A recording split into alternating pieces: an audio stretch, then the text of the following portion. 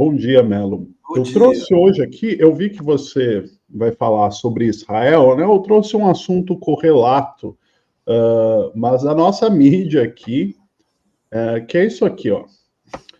Poder 360, cada dia pior no sentido de publicar matérias que servem de fonte, né? Basicamente, para alimentar a oposição ao governo Lula, a extrema-direita, né?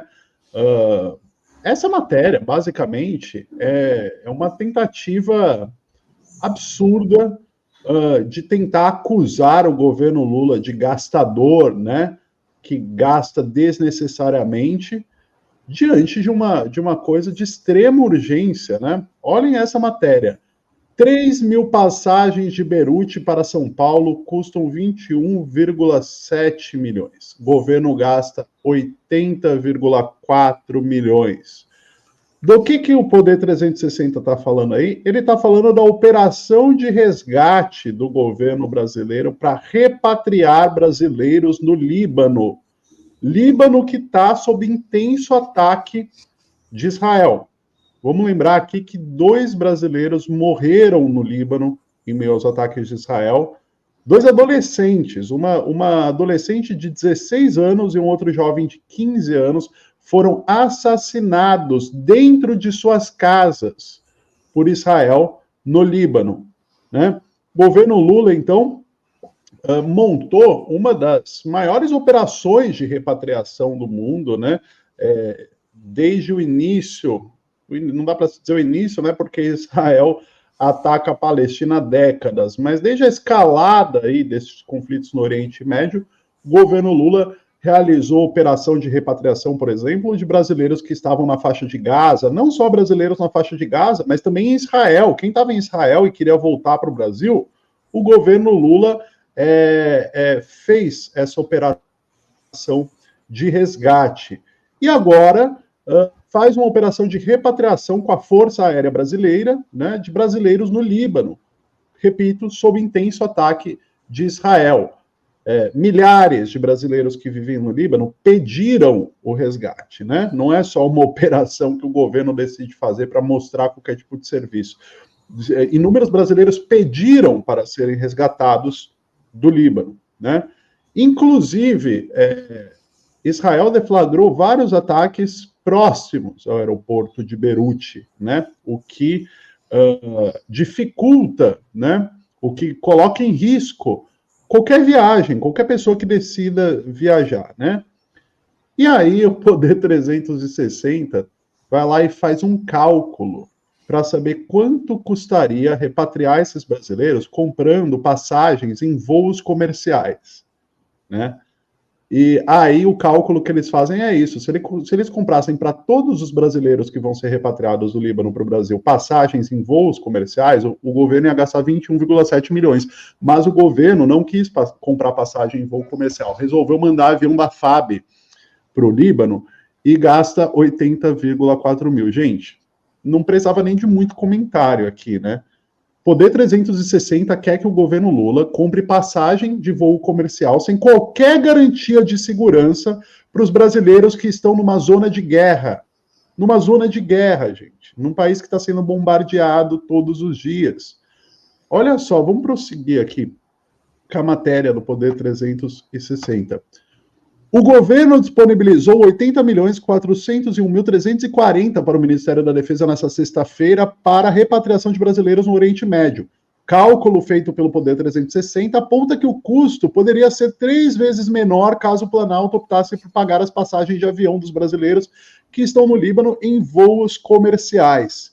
Neste cenário, o valor gasto seria de 21.758.000. O cálculo foi baseado na passagem de Beirute para São Paulo, custando 7.253 cada, o menor valor encontrado pelo jornal digital nessa sexta-feira, através da ferramenta de busca de voos pelo Google. O valor foi multiplicado num total de 3.000 passagens. De acordo com o ministro das Relações Exteriores no Brasil, Mauro Vieira, este é o número estimado de brasileiros que serão repatriados. Gente, olha o tamanho do absurdo. O Poder 360 está sugerindo que o governo brasileiro deveria pesquisar no Google as passagens de Beirute para São Paulo e comprar passagem de qualquer companhia aérea para trazer brasileiros que estão numa zona de guerra, sendo que 2 brasileiros foram assassinados. Como se fosse turismo, né? Você como se fosse turismo. É turismo. Olha que gasto organizar isso. Tão fácil. Não, olha que absurdo, né? O governo brasileiro mandando avião da FAB para resgatar brasileiros no Líbano, que absurdo, né? Para o Poder 360 é isso que está parecendo, né? Veja o que eles falam aqui ainda. O Poder 360 procurou o Planalto por meio de e-mail e aplicativo de mensagens para questionar se o governo considerou a compra de passagens em voos comerciais para repatriar os brasileiros e assim reduzir os custos da operação. Vejam, para eles tudo é gasto, tudo tem que cortar gasto, né, Melo? Até para repatriar brasileiros em uma zona de guerra, né? Vão cortar gasto. Não. Tá gastando muito com o avião da FAB, vão comprar uma passagem mais barata e, se possível ainda, né? Vão fazer uma escala em outro país da Ásia que economiza mais um pouco, não precisa nem ser voo direto, né? Vamos ver se tem um albergue para colocar todos os brasileiros, ao invés de gastar com hotel, né? Vamos ver se tem um hostel, coloca todo mundo junto, né? Num albergue da juventude aí, que assim a gente corta gastos. Né? Daqui a pouco o Poder 360 vai sugerir que o governo Lula resgate brasileiros em porão de navio agrícola, né? Para aproveitar. Vamos aproveitar, né? Já que tem uma rota de embarcação aqui, né? Vamos aproveitar, joga os brasileiros lá, assim a gente corta gastos, né? Afinal, o dinheiro que o governo tem é para gastar com o quê? Né? Enfim. Desoneração das empresas de comunicação. Está aí, um bom lugar para guardar para o governo.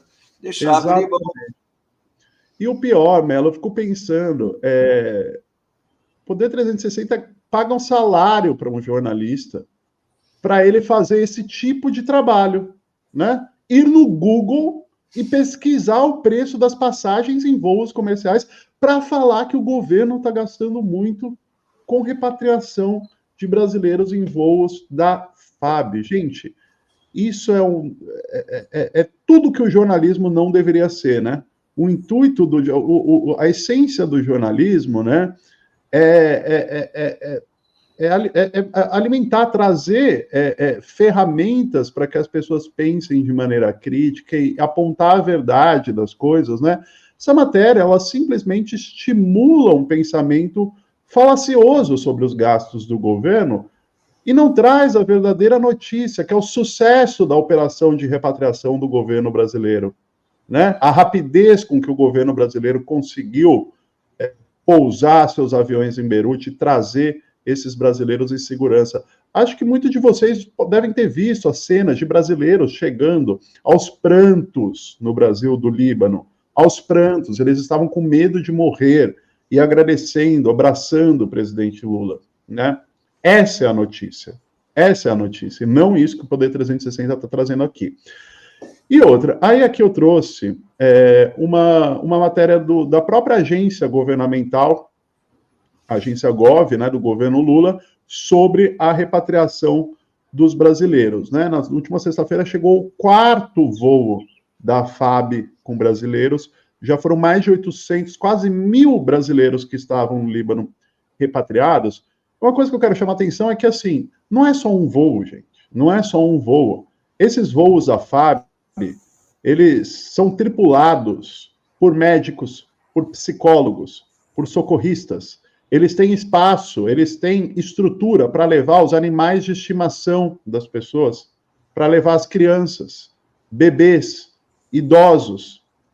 É para isso que se faz uma operação desse tipo, né? Não é só o voo. Outra, como eu disse, o Líbano está sendo diariamente atacado por Israel. A qualquer momento, o aeroporto de Beirute pode ser fechado. E aí? E se eles estão contando com uma passagem aérea de um avião comercial? Como que volta para o Brasil? Fica lá no meio da zona de guerra. A operação da FAB é feita pela FAB, é feita pela Força Aérea, justamente porque eles têm know-how, eles têm diálogo com ministérios de relações exteriores, é uma operação militar, eles podem desviar o curso, eles podem resgatar os brasileiros fazendo outra rota. E outra, né, uma operação militar que tem mecanismos de defesa para caso a situação se agrave no Líbano. Imagine vocês, acontece um bombardeio em meio próximo ao aeroporto, ou no aeroporto, ou durante a rota de um avião comercial com brasileiros sendo resgatados do Líbano, né? O intuito de resgatar os brasileiros através de uma operação militar é óbvio. É óbvio. Você utiliza uma operação militar uma vez em que forças militares estão em guerras naquele país em que você está resgatando os brasileiros, né? É um total absurdo. Hoje eu fico por aqui nesse comentário. Me revoltou muito ver essa matéria, porque é exatamente isso que alimenta, né, todo o ódio cego que a gente tem no país da extrema-direita, não só contra o governo, né, contra o presidente Lula, mas contra qualquer iniciativa de Estado, né? O que eles querem é o fim do Estado, né? Que cada um se vire por si só, né? Daqui a pouco não pedem nem para que o governo Lula compre passagem aérea de voo comercial. Vão pedir para que todo mundo se vire, né? Compre aí sua passagem. Você, brasileiro que está no Líbano, foi porque escolheu. Quem né? mandou ir para aí, né? Quem mandou ir para o Líbano? Como já vi em comentários por aí, né? Já vi comentário falando, tanto país para escolher para morar, vai morar no Líbano.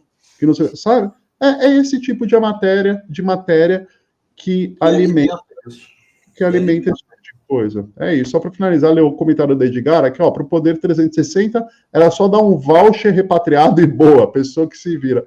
É isso, né? Esse pensamento bem coach, né? Dá um voucher, dá um passe repatriação. É um absurdo, é lamentável. Melo. Eu vou falar de outra coisa lamentável, mais lamentável ainda, que é a situação lá em Gaza. O New York Times tem primeiro, como isso daí foi uma matéria que eu publiquei lá na Fórum, acho que no sábado. Um médico que esteve em Gaza, ele ficou muito impressionado quando ele viu, entre, evidentemente, as pessoas mutiladas e tal, por bombas e ataques de tanques e tudo, ele viu algumas crianças que tinham sido atingidas por bala na cabeça e no peito, o que mostrava que elas não foram apenas atingidas por estilhaço, um pedaço do prédio caiu na cabeça delas, foram tiros na cabeça e no peito. E ele pensou, na hora lá, como foi, ele ficou um mês, eu acho, só fazendo esse atendimento lá, de março a abril deste ano, e ele achou que, de repente, aquilo dali era uma coisa que ele falou, talvez algum psicopata do exército aqui nessa área que tenha acontecido isso, não sei. Mas ele lá nos Estados Unidos, conversando com outros médicos que também estiveram em outros períodos, em momentos diferentes, lá em Gaza fazendo atendimento, e ouviu deles a mesma coisa, que tinham presenciado esse tipo de coisa. Crianças atingidas na cabeça e no peito, mostrando que foi uma coisa proposital em várias áreas, né? Então, ele escreveu para o New York Times, narrando isso, e o New York Times comprou a história e resolveu fazer uma reportagem, né, sobre isso. Vamos lá para o outro slide, que aí ele dá uma... Trabalhei como cirurgião de trauma em Gaza de 25 de março a 8 de abril. Fui voluntário na Ucrânia e no Haiti e cresci em Flint, Michigan.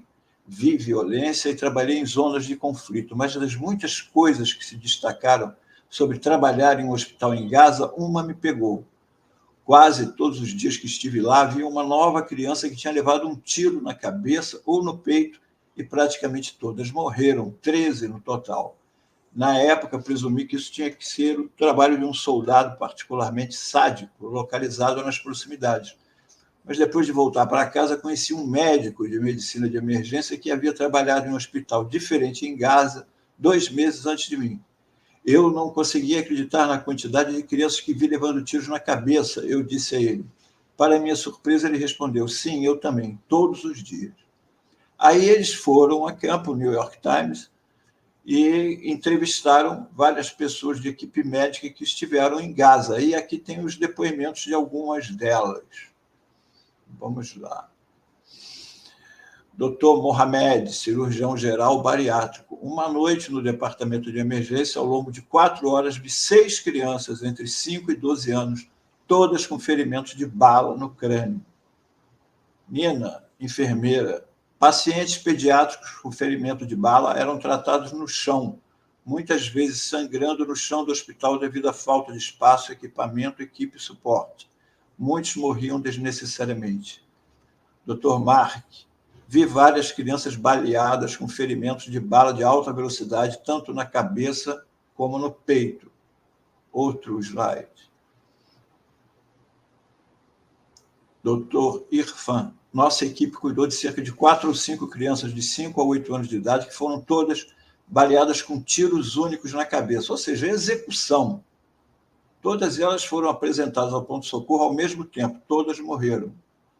Rania, paramédico, viu uma criança que tinha levado um tiro na mandíbula. Nenhuma parte do corpo foi afetada. Ele estava completamente acordado e ciente do que estava acontecendo. Ele olhou para mim enquanto engasgava com seu próprio sangue, enquanto eu tentava sugar o sangue com uma unidade de sucção quebrada. E aí o último. Um dia, enquanto estava no pronto-socorro, vi uma criança de 3 anos e outra de 5 anos, cada uma com um único buraco de bala na cabeça.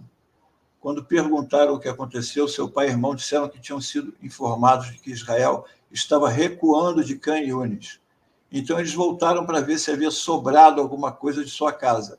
Havia, eles disseram, um atirador esperando que atirou nas 2 crianças. Doutora Akla viu uma menina de 18 meses com ferimento de bala na cabeça. 18 meses. Doutor Nidal, eu vi muitas crianças. Na minha experiência, o ferimento de bala era frequentemente na cabeça. Muitas tinham danos cerebrais permanentes e incuráveis. Era quase uma ocorrência diária ter crianças chegando ao hospital com ferimentos de bala na cabeça. Portanto, essa história de que as crianças são apenas vítimas colaterais do ataque de Israel que visa o Hamas é balela, é mentira. Eles executam mesmo. Esse tipo de... Uma bala na cabeça, não é, de uma criança, uma bala no peito, é execução de criança. E é isso que o exército de Israel está fazendo, que não é um genocídio completo. Cada vez mais o mundo está assistindo isso. Hoje, mais cedo, o Mauro estava comentando aí sobre o New York Times já está dando isso na sua primeira página das coisas que estão acontecendo ultimamente, porque parece que Israel resolveu botar o pé no acelerador e completar o serviço de uma vez, incendiando, destruindo de vez hospitais, escolas, os que sobraram, né? As narrativas são impressionantes. Nessa matéria lá tem muito mais coisa, não vou ficar aqui, mas o que está acontecendo, tem um vídeo que eu vou postar, que eu já falei que ia postar outro dia, mas eu soube que estava sendo feita uma legendagem nele, e agora ele já está em legenda, eu vou publicar ele hoje, é um documentário feito pela Al Jazeera. E ali se vê por que Israel quer tanto calar a Al Jazeera, porque é um documentário super bem feito, com entrevistas, tudo. Mostra o horror da guerra, mas pelos bastidores. Pessoas, equipe médica, né? As pessoas que acompanham o que aconteceu lá, como as pessoas não têm atendimento médico, pessoas morrem de fome, porque Israel não permite o abastecimento, abastecimento de alimento, abastecimento de equipamentos para cirurgia, de atendimento básico. As pessoas, como eu disse, tem uma lá de crianças que saíram do hospital bem e voltaram depois morrendo porque não comia, não tinha comida, né? Então, impressionantemente, isso está mudando, migrando para o Líbano, da mesma forma de genocídio que Israel usou em Gaza, está usando agora no Líbano. Primeiro diz que é só um ataque a um lugar específico, saiam dali, quando as pessoas saem, eles atacam as pessoas exatamente nos locais para onde eles dirigiram as pessoas. Parece que é assim. Ajunta todo mundo lá, quando ajunta, eles atacam lá. Então, é um horror. E, para piorar tudo, os Estados Unidos resolveram, agora, que enviar soldados e enviar diretamente um esquema antimísseis por causa não do ataque do Irã, do possível ataque que o Irã venha a dar após o revide que Israel já avisou que vai fazer. Então, os Estados Unidos já estão deslocando um sistema de mísseis poderoso dele para lá, para ajudar Israel, para se proteger da resposta que Israel vai ter, do ataque que Israel vai fazer ao Irã. É uma escalada na guerra, é um apoio direto ao genocídio, e tem que ver o impacto que isso vai ter, inclusive nas eleições dos Estados Unidos. Quem deve estar gostando disso é Trump, porque estão jogando a eleição no colo dele. É o que eu acho. Pois é, isso aí, Melo. Eu tinha falado aqui sobre essa matéria do Poder 360, e eu vi muita gente aqui nos comentários criticando também, falando de outras matérias do Poder 360 que tem ido nessa linha. Amanhã eu vou trazer uma outra que eu separei aqui também, eu até ia comentar hoje, mas vou deixar para amanhã, já que a gente explorou bastante o assunto, mas é raro até de falar do Poder 360 aqui, né, Melo? A gente fala tanto de veículos maiores, aí, como Folha, o Globo e tudo mais, mas parece que vai começar a ser mais constante a presença do veículo aqui diante de matérias desse tipo. A guerra contra o Lula é cada vez, assim como lá em Israel o genocídio, aqui está cada vez mais... eles estão vendo que 2026 está chegando e ainda não conseguiram derrubar o Lula. Então, vão pressionar até o fim, vão destruindo pedacinho por pedacinho dele. Se o presidente não reagir... Vocês sabem que eu assisti boa parte da programação desse grupo de lobby aí, o Grupo Esfera, do João Camarguinho, como é conhecido nos bastidores, que é empregado do dono da CNN, né? É o grupo de lobby do momento, né? Diante da decadência do LIDE. E foi aquela coisa, aquele converscote que a elite institucional brasileira virou prática, né? Todo mundo viaja no bem-bom, boca livre no exterior, né? É o curso do Gilmar Mendes, em Nova York é o Dória, e na Europa agora está esse pessoal do Grupo Esfera. E estava lá, estava o Pacheco, estava o Silveira, estava o Lewandowski, estava o Bruno Dantas, tudo dominado lá. E aí, o Pacheco faz um discurso defendendo a neutralidade do Brasil diante da situação do Oriente Médio. Que o Brasil tem que ser neutro, que não pode se envolver com nenhum dos lados em guerra. E quer saber, sob aplausos calorosos. Vocês imaginam quem estava na plateia desse evento. Eu fico chocado, né? Depois do Múcio, agora é o Pacheco que vem afrontando a política externa do Brasil, né? E defendendo neutralidade diante do genocídio. Né? Portanto, Pôncio Pilatos. É isso aí. Pois é. Terrível. É isso aí. Gente querida. Até amanhã, Mauro. Vamos embora? Amanhã estamos juntos de novo. Abração. Abraço. Tchau, tchau.